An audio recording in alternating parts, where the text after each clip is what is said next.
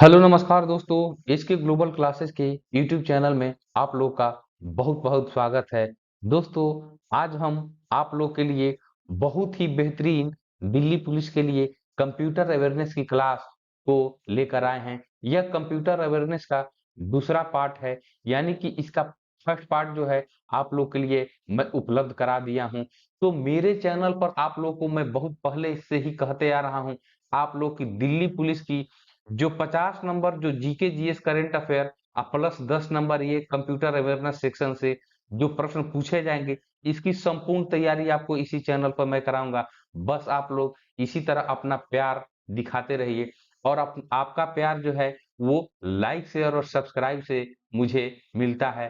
तो आप लोग अपना काम कीजिए, लाइक शेयर और सब्सक्राइब चैनल को करते रहिए। जो दोस्त अभी तक नहीं किए हैं तो भाई कर लीजिए। अब इससे बेहतरीन आप लोग को क्या मिलेगा?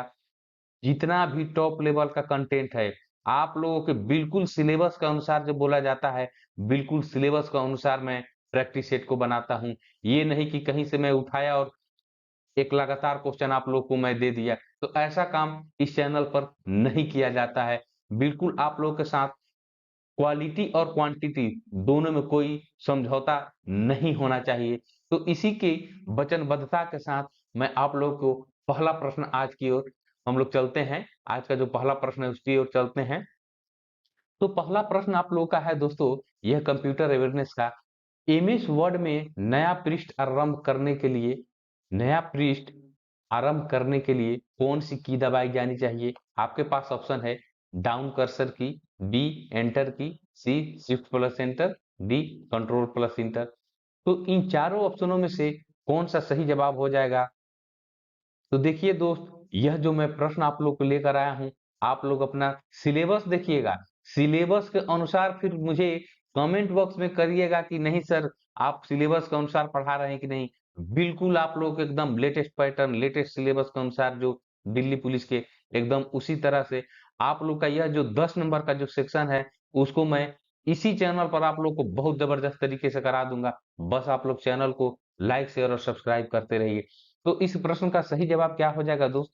पहला का जो है, तो एमएस वर्ड में जब भी नया पृष्ठ प्रारंभ किया जाता है दोस्तों, तो उसके लिए कंट्रोल प्लस इंटर जो कुंजी है, यानी कि जो की होता है आपके कीबोर्ड में, तो कंट्रोल प्लस इंटर जैसे ही प्रेस करेंगे तो एमएस वर्ड में नया पृष्ठ जो है वो प्रारंभ हो जाएगा। तो इस प्रश्न का सही जवाब हो जाएगा कंट्रोल प्लस इंटर। नेक्स्ट प्रश्न की ओर हम लोग चलेंगे। दूसरा प्रश्न है, अब देखिए यहाँ पर वो एमएस वर्ड था, यहाँ पर देखिए एक्सेल की बात हो रही है कि एक्सेल में फार्मूला बार में कोई भी फार्मूला लिखने से पहले किस चिन्ह का प्रयोग करते हैं? अगर हम लोग एमएस एक्सेल यूज करते हैं तो कोई भी अगर फार्मूला लिखते हैं तो उसके पहले फार्मूला बार में कौन सा चिन्ह का प्रयोग करते हैं, ये प्रश्न पूछ रहा है। आपके पास ऑप्शन, चार ऑप्शन है, देखिए ए बी सी और डी। तो इन चारों ऑप्शनों में से कौन सा ऑप्शन जो है यह प्रयोग किया जाता है दोस्तों? तो इस प्रश्न का सही जवाब आप लोग का यह जो हो जाएगा ऑप्शन ए जो हो जाएगा, यानी कि जो ये इक्वल टू यानी बराबर का जो चिन्ह होता है, ये फार्मूला बार में हम लोग पहले लिखते हैं, उसके बाद ही हम लोग कोई फार्मूला को लिखते हैं। ठीक है? तो इसको आप लोग अच्छे तरीके से याद कर लीजिएगा। और कंप्यूटर की जो क्लासेज हैं आप लोग की, ये मैं दूसरा दिल्ली पुलिस के लिए भले ही सेट बना रहा हूं, लेकिन आप लोग के लिए ऑलरेडी 4 वीडियो जो है कंप्यूटर सेक्शन का मैं अपने प्लेलिस्ट में, कंप्यूटर का आप लोग जाइएगा तो 4 वीडियो आप लोग के लिए पहले से भी मौजूद है। यानी कि आप लोग को यहाँ पर 6 जो वीडियो है आप लोग के लिए 6 वीडियो कंप्यूटर अवेयरनेस से जो है आप लोग को मेरे चैनल पर उपलब्ध है, जिसमें बहुत ही एक-एक महत्वपूर्ण प्रश्नों को सम्मिलित किया गया है। तो आप लोग अगर अभी तक नहीं देखे हैं उन वीडियो को तो अवश्य ही देख लीजिए। और 10 नंबर की एकदम कोई इसको हल्का में आप लोग मत लीजिए। 10 नंबर आपके मेरिट बनाने में बहुत ही मायने रखता है।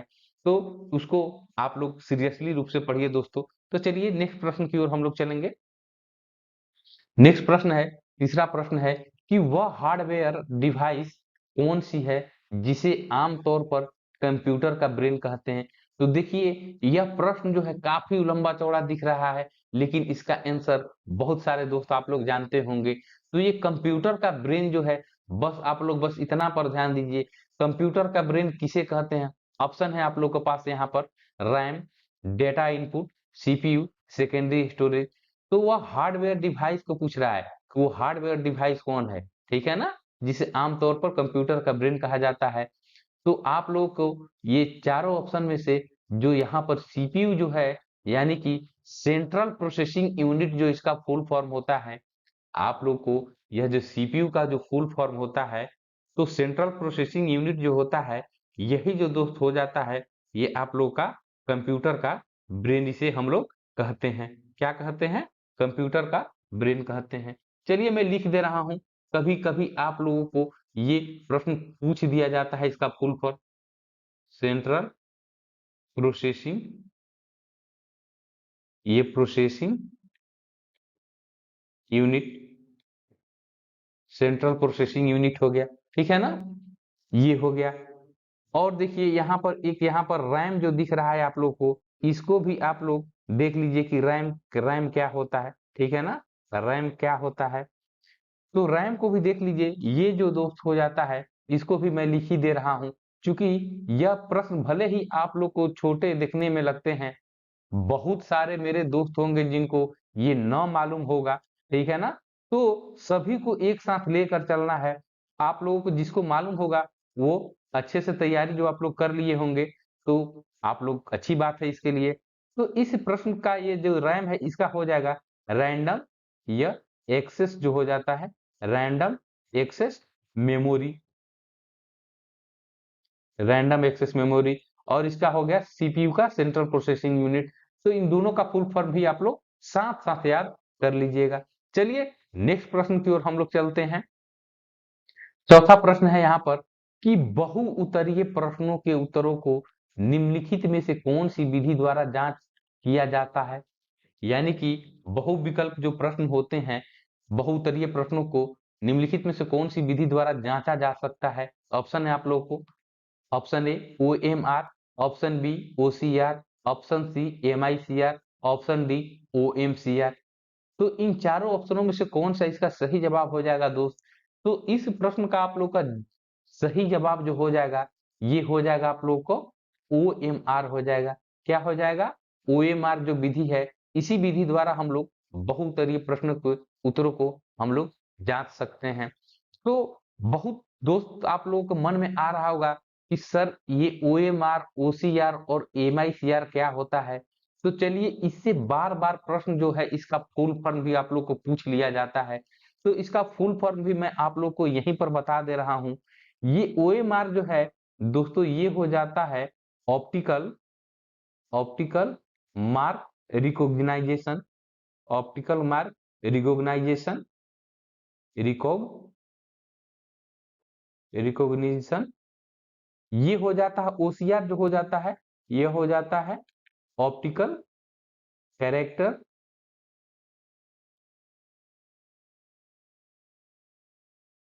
Optical character recognition. एमआईसीआर जो होता है दोस्तों, यह हो जाता है, इसका भी फुल फॉर्म मैं लिख दे रहा हूं। ये क्योंकि ये तीनों प्रश्न जो है आप लोग को परीक्षा में पूछे जाते हैं, और जो पूछे जाते हैं मैं वहीं पर थोड़ा सा इसको बता देता हूं, ताकि आप लोग का डाउट जो है बिल्कुल दूर रहेगा। ये हो जाता है magnetic ink character, magnetic ink character, ये रिकॉग्निशन, ठीक है ना। तो optical mark recognition, optical character recognition, magnetic ink character recognition, तीनों का फुल फॉर्म आप लोग का यहाँ पर मैंने बता दिया। तो आप लोग इसको भी अच्छे से याद कर लीजिएगा, और एक एक प्रश्न आप लोग अच्छे से याद कीजिएगा, ताकि 10 में 10 आप लोग को करना है। मेरा लक्ष्य ये है कि आप लोग इस सेक्शन में एकदम 10 में 10 करके आइए, जिससे मुझे बहुत ही खुशी मिलेगी, और आशा करता हूं कि आप लोग की तैयारी बहुत जबरदस्त तरीके से चल रही होगी। तो बस आप लोग वीडियो के अंत तक बने रहिए, और चैनल पर अभी तक दोस्त आप लोग नए हैं तो चैनल को आप लोग जरूर सब्सक्राइब कर लीजिए, ताकि मेरे चैनल पर आप लोग को सारा चीज का तैयारी कराया जा रहा है यहाँ पर, और वो भी टॉप लेवल के कंटेंट के साथ, बिल्कुल अभी फ्री ऑफ कॉस्ट में आप लोग को पढ़ाया जा रहा है। यानी कि यहाँ पर कोई पेड कोर्स वाली झंझट नहीं है। बस आप लोग को चैनल को लाइक शेयर और सब्सक्राइब, और कमेंट बॉक्स में आप लोग को ढेर सारा जो प्यार आप लोग के द्वारा लिखा जाता है वो बस सिर्फ लिख देना है। ठीक है, बस इतना ही इस चैनल को आप लोग से चाहिए और यही मेरे लिए मोटिवेशन का काम करता है, जो अगला वीडियो बनाने के लिए आप लोग के लिए जो मेरा अंदर का जो मोटिवेशन है वो हाई लेवल पर रहता है। तो चलिए नेक्स्ट प्रश्न की ओर चलते हैं हम लोग। प्रश्न 5 है कि किसकी सहायता से एनिमेटेड कैरेक्टर एमएस ऑफिस में आते हैं। इसमें से एमएस ऑफिस की बात की जा रही है यहाँ पर। आप लोग को एमएस वर्ड भी देख लिए, एमएस एक्सेल भी आप लोग देख लिए, अब थोड़ा एमएस ऑफिस से भी आप प्रश्न देख लीजिए। तो किसकी सहायता से एनिमेटेड कैरेक्टर जो है एमएस ऑफिस में आते हैं। ऑप्शन है आप लोग के पास office work, coffee assistant, office assistant, option D है उपयुक्त सभी। तो इन चारों ऑप्शनों में से कौन सा ऑप्शन जो है ये सही हो जाएगा इसके लिए। तो दोस्त एमएस ऑफिस में जो एनिमेटेड कैरेक्टर जो होते हैं वो ऑफिस असिस्टेंट की सहायता से आते हैं। किसके सहायता से? ये ऑफिस असिस्टेंट जो हो जाएगा इस प्रश्न का जो है बिल्कुल सही जवाब हो जाएगा। चलिए नेक्स्ट प्रश्न की ओर हम लोग चलते हैं। प्रश्न 6 है आप लोग को कि प्रथम पीढ़ी का जो कंप्यूटर है कौन सा ये प्रथम पीढ़ी का कंप्यूटर है। इस चार ऑप्शन है ENIAC यानी कि इनिक, मार्क 1, परम और डी ए और बी यानी कि ए और बी दोनों। तो इन चारों ऑप्शनों में से कौन सा आप लोग का ऑप्शन जो है बिल्कुल सही हो जाएगा दोस्तों। तो चलिए मैं इसका आंसर बता दे रहा हूं। इस प्रश्न का जो सही जवाब हो जाएगा ये आप लोग का ऑप्शन डी हो जाएगा, यानी कि ये इनिक और मार्क 1 ये दोनों जो है प्रथम पीढ़ी के कंप्यूटर हैं। ठीक है ना, ये ENIAC ये प्रथम पीढ़ी के कंप्यूटर हैं। तो इससे प्रश्न जो एक और पूछे जाते हैं इसका फुल फॉर्म पूछ लिया जाता है दोस्तों कि ENIAC यानी इनिक का फुल फॉर्म क्या होता है। यह पहला इलेक्ट्रॉनिक कंप्यूटर है दोस्तों, ये प्रथम ये सब जो है ये इलेक्ट्रॉनिक कंप्यूटर का यह नाम है इनिक। ठीक है ना, तो इसका फुल फॉर्म जो होता है आप लोग को मैं बता दे रहा हूं, electronic numerical numerical integrator integrator and calculator, ये इन्हीं का फुल फॉर्म हो गया। तो आप लोग को इसको भी याद रखना है क्योंकि ये फुल फॉर्म आप लोग के एग्जाम में पूछ सकते हैं। अगर ये पूछ लिया जाए कि ये जो इनिक जो ये प्रथम इलेक्ट्रॉनिक कंप्यूटर था कब इसको इंट्रोड्यूस किया गया यानी कि कब इसको बनाया गया, तो दोस्तों यह जो है 1946 में दो वैज्ञानिक नाम था उन लोगों का मैं बता दे रहा हूं। एक जेपी एकर्ट थे, जेपी एकर्ट, और एक हो जाएंगे मैं ऊपर लिख दे रहा हूं यहीं पर जॉन जॉन मौचली, जॉन मौचली। ये दोनों के द्वारा 1946 में ये प्रथम इलेक्ट्रॉनिक कंप्यूटर इनेक को जो है इसको इंट्रोड्यूस किया गया था, जिसका फुल फॉर्म होता है electronic numerical integrator and calculator. ठीक है ना, मार्क 1 का फुल फॉर्म उतना नहीं पूछता है, सबसे ज्यादा फुल फॉर्म आप लोग को ये इनिक से ही पूछता है। इससे क्वेश्चन पूछे जाते हैं आप लोग को परीक्षाओं में, चाहे वो एसएससी हो, आप लोग की यूपी पुलिस हो, दिल्ली पुलिस हो, बिहार पुलिस हो, या कभी-कभी तो आप लोगों को यूपी पीएससी में भी पूछ लिया जाता है। यानी कि झारखंड पीएससी और स्टेट लेवल के जितने भी एग्जाम होते हैं उसमें भी क्वेश्चन कंप्यूटर जिसमें पूछे जाते हैं ये प्रश्न पूछ लिए जाते हैं। तो इस चीज के लिए ये प्रश्न जो है काफी इंपॉर्टेंट हो जाता है। तो चलिए नेक्स्ट प्रश्न की ओर हम लोग चलते हैं। नेक्स्ट प्रश्न की ओर, प्रश्न 7 है आप लोग का। देखिए ये ब्लूटूथ, आप लोग जो अपने मोबाइल में लैपटॉप में जो ब्लूटूथ को देखते हैं यही पूछ रहा है कि ब्लूटूथ जो है किस टेक्नोलॉजी पर कार्य करता है। ये ब्लूटूथ जो है किस टेक्नोलॉजी पर कार्य करता है। ऑप्शन है आप लोग को radio frequency, B TV frequency, C CD frequency, D radar frequency. तो इन चारों ऑप्शनों में से कौन सा ऑप्शन जो है आप लोग के लिए ये सही हो जाएगा इस प्रश्न के लिए। तो आप लोग कमेंट बॉक्स में भी साथ साथ आप लोग कमेंट करते रहिए कि इस प्रश्न का सही जवाब कौन सा होगा।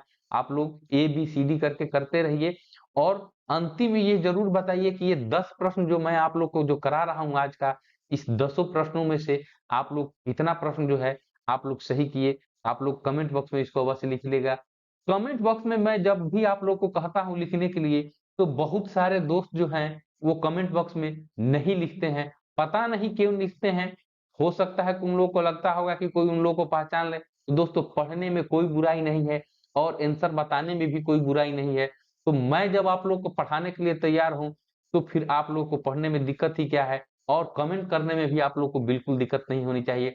आप लोग को कितना आप लोग का तैयारी है, ये मुझे भी तो पता चले कि कितना आप लोग तैयारी कर रहे हैं। तो आप लोग कमेंट बॉक्स में जो कितना सही कर रहे हैं प्रश्नों को, उसको अवश्य लिखा कीजिए। तो चलिए इस प्रश्न का जो सही जवाब है मैं बता दे रहा हूँ। ब्लूटूथ जो टेक्नोलॉजी है दोस्त, यह रेडियो फ्रीक्वेंसी पर काम करता है। किस पर काम करता है? रेडियो फ्रीक्वेंसी पर ब्लूटूथ टेक्नोलॉजी जो है यह कार्य करता है। तो चलिए नेक्स्ट प्रश्न की ओर चलते हैं हम लोग। नेक्स्ट प्रश्न 8वां नंबर प्रश्न है कि गूगल द्वारा प्रस्तुत मोबाइल ऑपरेटिंग सिस्टम, दोस्तों बहुत ही फेमस ये क्वेश्चन है, ये बहुत ही इंपॉर्टेंट क्वेश्चन है। ये गूगल द्वारा ये प्रस्तुत मोबाइल ऑपरेटिंग सिस्टम पूछा जा रहा है। ऑप्शन है यहाँ पर iOS, ये एस है दोस्तों, ये प्रिंट में ये थोड़ा गड़बड़ कर दिए हैं लोग। बी ब्लैकबेरी, सी सिम्बियन, डी एंड्रॉयड। तो इन चारों ऑप्शनों में से कौन सा ऑप्शन जो है इसका सही जवाब हो जाएगा? गूगल द्वारा प्रस्तुत मोबाइल ऑपरेटिंग सिस्टम कौन सा है? यह प्रश्न का सही जो जवाब है दोस्तों, यह हो जाएगा, कौन सा हो जाएगा? ये एंड्रॉयड। देखिए आप लोगों में से बहुत सारे दोस्त नहीं जानते होंगे ये जो आपके मोबाइल में एंड्रॉयड ऑपरेटिंग सिस्टम जो है वो किसके द्वारा इंट्रोड्यूस कराया गया, तो वो गूगल द्वारा इंट्रोड्यूस कराया गया है दोस्तों। यानी कि गूगल द्वारा प्रस्तुत कराया गया है ये एंड्रॉयड को। और पूछ ले प्रश्न आप लोग को कि सर्वप्रथम यह एंड्रॉयड जो है कब आया अपने देश में? यानी कि अपने देश में मत कहिए, एंड्रॉयड जो है सबसे पहले गूगल द्वारा कब इसको इंट्रोड्यूस कराया गया? तो दोस्तों यह 2008 में जो है ये गूगल द्वारा इसको एंड्रॉयड को इंट्रोड्यूस कराया गया। सर्वप्रथम जो है 2008 में गूगल द्वारा इसको इंट्रोड्यूस कराया गया एंड्रॉयड को। तो चलिए नेक्स्ट प्रश्न की ओर हम लोग चलते हैं। नेक्स्ट प्रश्न 9 नंबर प्रश्न है कि निम्न में से टैली के अलावा किस सॉफ्टवेयर की मदद से अकाउंटिंग अकाउंटिंग की जा सकती है? यानी कि हम लोग जो टैली से जो अकाउंटिंग वाला जो काम करते हैं, उसके अलावा और ये जो 4 ऑप्शन है, इन चारों ऑप्शनों में से कौन सा वो ऑप्शन है जिसके मदद से हम लोग अकाउंटिंग कर सकते हैं? अकाउंटिंग कर सकते हैं। ऑप्शन है एक्सेल, बी बीजीफैक, सी लोटस, डी स्टार। तो इन चारों ऑप्शनों में से कौन सा ऑप्शन सही हो जाएगा दोस्तों इस प्रश्न के लिए? तो इस प्रश्न का जो सही जवाब हो जाएगा दोस्त, यह हो जाएगा वीजी पैक जो है, यह इस प्रश्न का सही जवाब हो जाएगा। तो टैली के अतिरिक्त जो सॉफ्टवेयर है जिससे हम लोग अकाउंटिंग कर सकते हैं, वो हो जाएगा वीजी पैक हो जाएगा। ठीक है, चलिए नेक्स्ट प्रश्न की ओर हम लोग चलते हैं। आज का देखिए यह 10वां प्रश्न है आप लोग का, और उसके बाद एक होमवर्क प्रश्न भी आप लोग के लिए मैं दूंगा, जिसका जवाब आप लोग को कमेंट बॉक्स में अवश्य देना है। आप लोग अपना फीडबैक देते रहिए कि कैसा क्लास लग रहा है, कमेंट बॉक्स में लिखिए। और जो होमवर्क मैं आप लोग को देता हूँ उसका जवाब कमेंट बॉक्स में दिया कीजिए। इससे मुझे भी पता चलेगा कि आप लोग का जो लगाव जो है इस चैनल से बिल्कुल जुड़ा हुआ है, और आप लोग दिल से जो है इस क्लास को अपना प्यार दे रहे हैं। तो चलिए यह प्रश्न देखते हैं हम लोग। प्रश्न है कि एक समय में एक से अधिक एप्लीकेशन चलाने वाले ऑपरेटिंग सिस्टम की क्षमता को कहते हैं। ये एक समय में एक से अधिक एप्लीकेशन चलाने वाले ऑपरेटिंग सिस्टम की क्षमता को कहते हैं। ऑप्शन है A multitasking, B time sharing, C multi user, D object oriented. तो इन चारों ऑप्शनों में से कौन सा ऑप्शन जो है इस प्रश्न के लिए सही जवाब हो जाएगा? तो एक से अधिक एप्लीकेशन चलाने वाले ओएस की क्षमता को दोस्तों हम लोग मल्टीटास्किंग कहते हैं। क्या कहते हैं? मल्टीटास्किंग कहते हैं। मल्टी यूजर मत कह लीजिएगा, मल्टीटास्किंग कहिएगा, क्योंकि यहाँ पर एप्लीकेशन की बात हो रही है। यहाँ पर एक समय में एक से अधिक एप्लीकेशन चलाने वाली ओएस क्षमता को मल्टीटास्किंग हम लोग कहते हैं। ठीक है ना? चलिए, तो आज का जो 10 प्रश्न जो है हम लोगों ने बहुत ही शानदार तरीके से देख लिया। और दोस्तों आप लोग अभी तक इस चैनल को नहीं सब्सक्राइब किए हैं तो चैनल को जरूर सब्सक्राइब कर लीजिए। और चलिए आज का बेहतरीन होमवर्क प्रश्न जो है आप लोग के लिए मैं दे रहा हूं, जिसका जवाब आप लोग को कमेंट बॉक्स में करना है। प्रश्न है आप लोग का होमवर्क क्वेश्चन है यह कि आईबीएम का पूरा नाम, यानी कि यहाँ पर आईबीएम का फुल फॉर्म पूछ रहा है दोस्तों। ये आईबीएम आईबीएम का यहाँ पर आप लोग को फुल फॉर्म जो है ये पूछा जा रहा है यहाँ पर।